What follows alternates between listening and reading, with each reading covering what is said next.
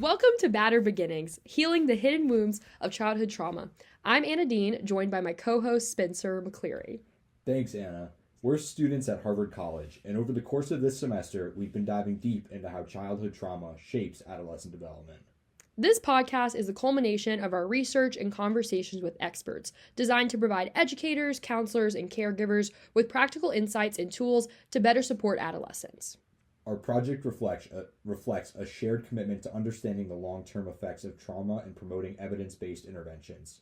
Through studies like Zhang from 2020, which connects early trauma to substance abuse, and our interviews with professionals ranging from esteemed Harvard academics to school adjustment counselors in the most violence-ridden parts of Massachusetts, we've gathered a wealth of knowledge to share. And in this episode, we'll tackle 3 key questions. What is childhood trauma and neglect? How does trauma manifest during adolescence? And what interventions can help adolescents heal? We hope you'll leave this episode with a deeper understanding of trauma and actionable strategies to help the young people in your life. Let's get started. What is childhood trauma and neglect? Childhood trauma includes adverse experiences like physical abuse, neglect, or exposure to violence. As described by Bruce in 2006, trauma often presents as a range of post-traumatic stress reactions that can disrupt a child's emotional and cognitive development. Statistics show that as many as around 2/3 of U.S. children and youth experience some form of trauma by age 18. During the recent COVID-19 pandemic, the rate of PTSD diagnoses in children and adolescents rose potentially due to the traumatic experiences such as abusive home environments and loneliness. Neglect, as Zhang in 2020 emphasized, is particularly insidious. While less visible than physical abuse, neglect can lead to emotional underdevelopment and increased risk of substance dependency in later years. Kathleen Dolan highlighted the ACEs scale, Adverse Childhood Experiences, which measures the cumulative impact of these events. This tool is critical in understanding the depth of trauma's influence on development. She also explained the distinction between acute trauma from single shocking events and chronic trauma, which arises from prolonged stress. Both can freeze emotional growth at the age when the trauma occurred. How does trauma manifest? The effects of trauma don't just fade. They can manifest in adolescence as emotional, behavioral, or even physical challenges. According to Kathleen, trauma can arrest development, causing adolescents to revert emotionally to the age at which their trauma occurred. A major misconception is that trauma is solely psychological. In fact, it actually also impacts biology. Studies on mice, as referenced in our research, show that environmental factors like nurture or neglect can alter how stress responses develop at a molecular level. So for this next segment, we're going to be talking about how trauma carries into adolescence. And so research reflects that those who face trauma in childhood are at an increased risk of mental health problems, alcohol abuse, and suicide as they grow older. And the first factor that we're going to look at in that case is epigenetic and biological changes that are caused by trauma. And so a huge misconception that a lot of people have about childhood trauma is that its impact is limited just to, the human psyche, when in reality it can change its victims on a molecular level. While your actual DNA sequences, we think of as being the genome of our body, aren't changed by these experiences, environmental stimulus, which in this case is trauma or neglect, can force stable changes in the ability of these genetic sequences to be accessed by the body over time, which can have a large number of effects. So the first research on this subject was carried out in mice and extrapolated to humans. Research in mice consistently showed that nurture, which in mice looks like the mother licking pups, that's how they show their affection, is positively associated with the ability to secrete hormones in appropriate amounts in response to stress, whereas mice that were not nurtured had a disordered ability to respond to stress. But in more recent studies in humans, there's been a handful of genes identified as having similar structural alterations, the most notable of these being the glucocorticoid receptor protein, which acts in the body to regulate the stress response. And so while the ability to therapeutically target these changes is an area of developing study, it's important to bring it up in conversation as a reminder that adolescents who dealt with childhood trauma have been actually stunted on a biological level, and any intervention should take this into account. During adolescence, unresolved trauma can lead to anxiety, depressive disorders, or risky behaviors such as substance abuse. Recognizing these signs is critical for effective intervention. Dolan emphasized how emotional and sexual abuse are frequently overlooked, largely because adolescents lack safe opportunities to disclose their experiences. Corti et al. Published in 2023 found that school closures during the COVID-19 pandemic further masked abuse, cutting off critical reporting channels. Neglect and emotional abuse, as our research shows, are just as damaging as overt forms of trauma. It's crucial for care providers to recognize and address these hidden wounds. How does trauma carry into adolescence? Adolescence is a critical period for identity development, but trauma can complicate this.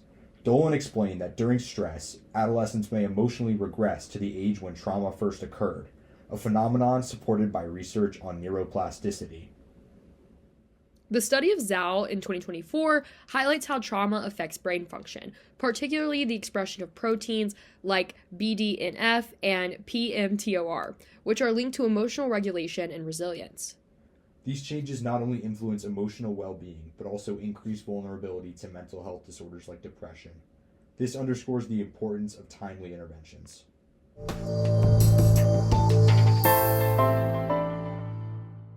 Interventions. While trauma can have lasting effects, adolescence remains a highly malleable period. Interventions can help adolescents heal and build resilience.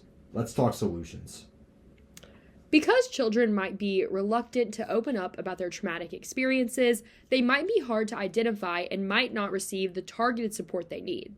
Therefore, researchers emphasize the need for trauma-sensitive schools where trauma is addressed on all levels, whether it's in or outside of class. So let's discuss some of the trauma-informed strategies outlined in a book called Navigating Social Emotional Learning from the Inside Out, authored by expert Stephanie M. Jones, the professor in early childhood development at the Harvard Graduate School of Education, who I interviewed.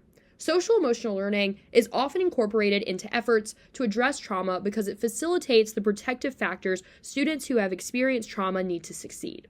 Child and youth development and trauma experts agree that while adverse experiences can impair the ability to form relationships, develop cognitive skills, and regulate emotions and behaviors, when we create opportunities and environments that intentionally strengthen these factors, we can mitigate the negative impact of trauma and strengthen a student's ability to cope with adverse experiences.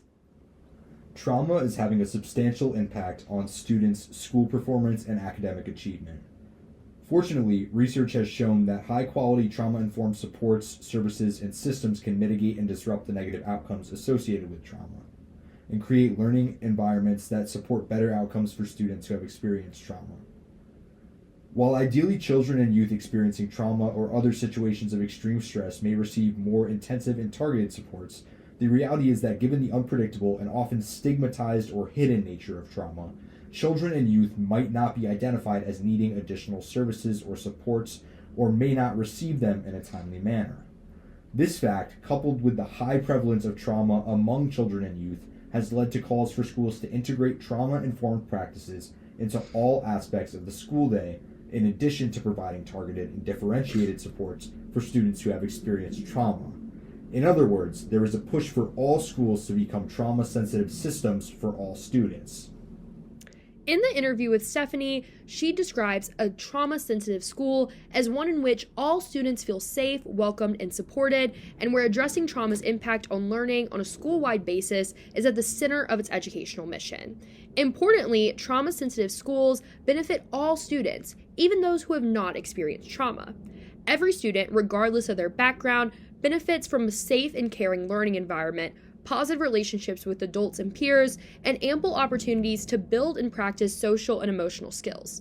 Trauma-sensitive schools provide a school culture and climate that is supportive of all students, while also recognizing that there are those who may need extra supports. While focusing on systematic trauma-informed strategies in school is imperative, we would also like to emphasize the importance of individual or targeted interventions. Trauma-focused cognitive behavioral therapy, otherwise known as TFCBT, is one such approach. It incorporates non-offending adults in the healing process and creates a safe environment for adolescents to process their experiences. Green and Murick in 2024 outlined a three-phase intervention model. 1, safety and stabilization, 2, trauma processing, and 3, reintegration. These 3 stages provide a structured approach to rebuilding trust and confidence.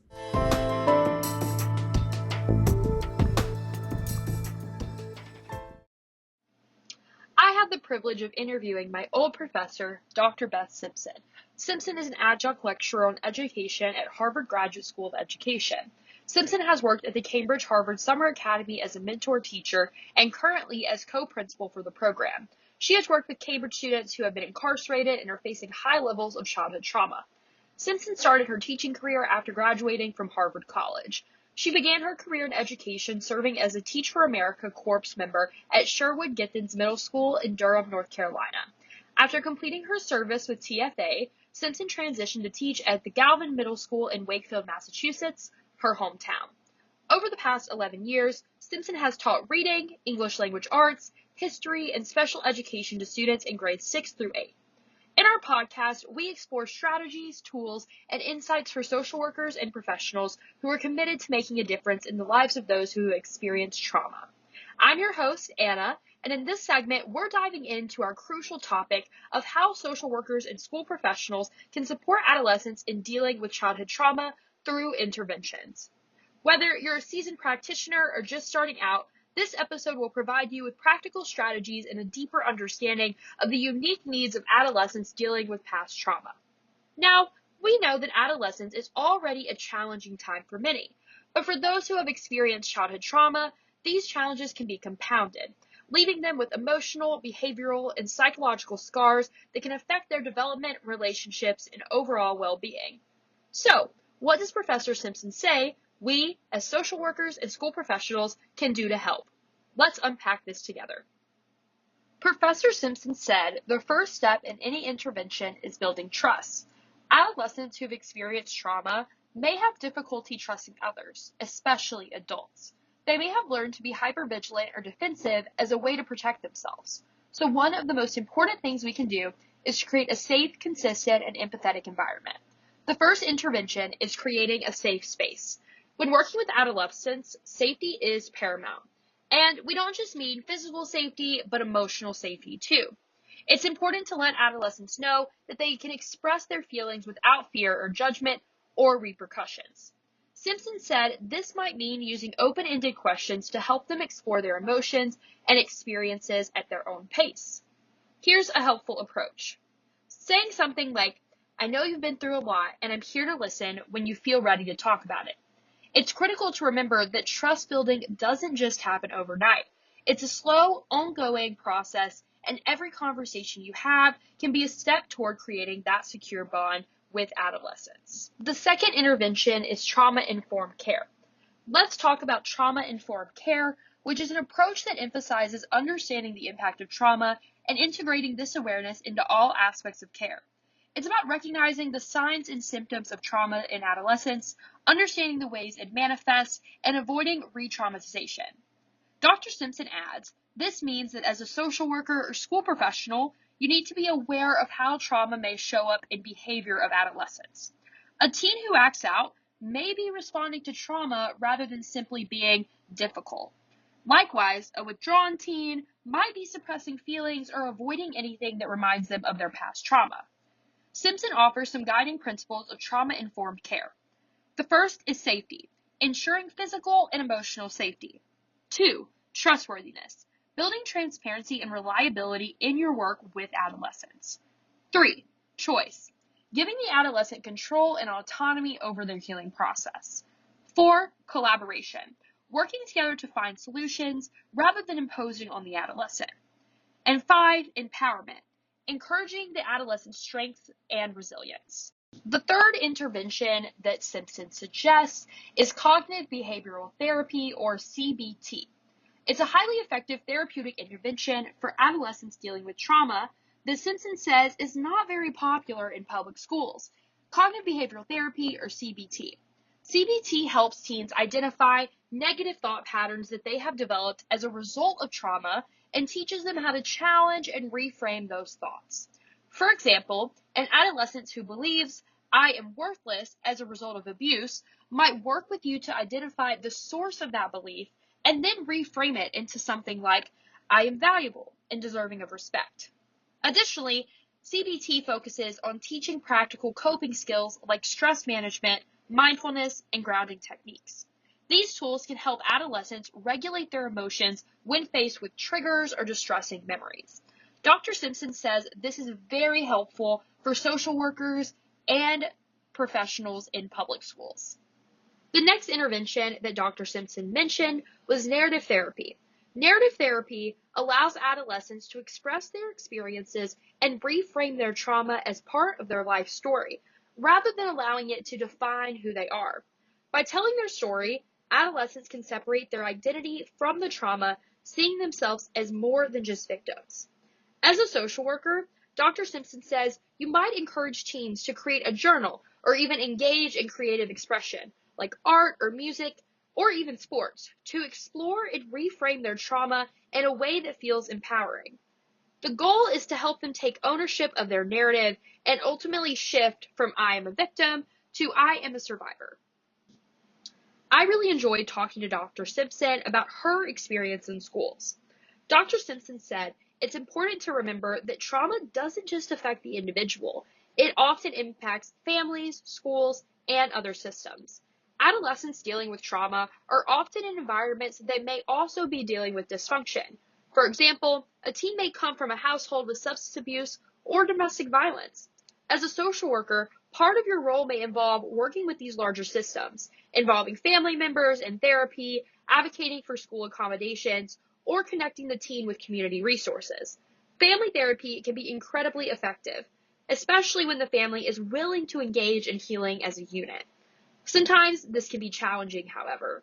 Families may deny the trauma, not understand its effects, or even be a source of further harm. But engaging the family in the process, when possible, can provide the teen with a greater sense of support and help to create lasting change. And with Dr. Simpson's experience in schools, she emphasized self-care for social workers and education professionals dealing with trauma in adolescence. So finally, let's touch on an intervention for self-care for social workers. Working with adolescents who've experienced trauma can be emotionally taxing, and it's crucial that you take care of yourself. This work can stir up heavy emotions, and if you're not careful, burnout is a real risk. Take time for yourself, establish boundaries, seek supervision or peer support to process the challenges you face in your work.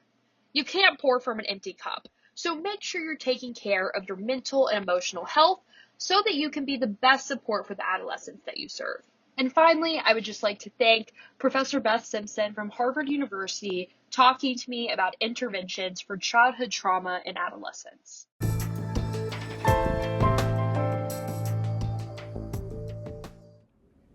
One of our team members, Talia, interviewed Kathleen Dolan. Kathleen Dolan highlighted a key barrier to effective intervention: the reluctance of adults to ask difficult questions. This hesitation often stems from a fear of triggering mandatory reporting requirements, which can feel daunting for both the adult and the adolescent involved. Mandated reporting is essential for protecting children, but as Kathleen explained, it can sometimes prevent open dialogue. Many adolescents are seeking someone they can trust, but the weight of mandatory reporting policies can make those conversations more guarded. Kathleen emphasized that adults, whether educators, counselors, or caregivers, must be trained to ask empathetic, non-judgmental questions. As she said, kids need to feel heard, not judged. This requires a balance between supporting the adolescent and fulfilling legal responsibilities. One way to address this is through proactive education for both adults and adolescents. For example, Dolan described how open discussions in health classes about substance use and family dynamics can create safe spaces for disclosure without immediately escalating the situation. Creative therapies like art or play-based interventions also play a crucial role. These approaches allow adolescents to explore and express their emotions in a non-threatening way, which can sometimes bypass the need for direct verbal disclosure while still initiating healing. Ultimately, as Kathleen reminded us, the key is creating environments where adolescents feel safe enough to share their experiences. It's about building trust and showing genuine care, even when navigating the complexities of mandated reporting.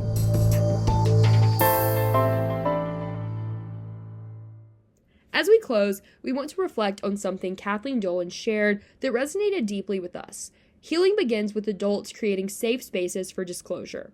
It sounds simple, but it requires courage, empathy, and a commitment to listening without judgment. These small, intentional actions can create ripples of change that last a lifetime. The research we've discussed, like the meta-analysis by Zhang et al. In 2020, makes it clear. Early interventions and strong community support are crucial for breaking the cycle of trauma. But research alone isn't enough. It's up to all of us to turn these insights into action in our schools, homes, and neighborhoods. Each of us has a role to play. Whether you're a parent, teacher, counselor, or friend, you have the power to be that safe person for someone. By asking thoughtful questions, showing patience, and offering unwavering support, you can change the trajectory of a young person's life. It's not easy. The fear of saying the wrong thing, of triggering mandated reporting, or simply not knowing where to start can be overwhelming. But as Kathleen reminded us, it's better to try, to ask, and to care than to stay silent. Because silence perpetuates the isolation and pain that trauma thrives on. We leave you with this. Healing is a collective effort. By creating communities rooted in compassion and understanding, we can ensure that no adolescent feels alone in their struggle. Thank you for listening to Battered Beginnings, Healing the Wounds of Childhood. Trauma. We hope this podcast inspires you to take small, meaningful steps towards fostering resilience and hope in the young people around you. And remember, healing is always possible. Together we can break the cycles of pain and replace them with cycles of support, love, and growth. Let's work to build a better, kinder future, one where every child feels seen, heard, and valued. You can find this episode and additional resources on our YouTube channel starting December 10th. Let's make a difference together.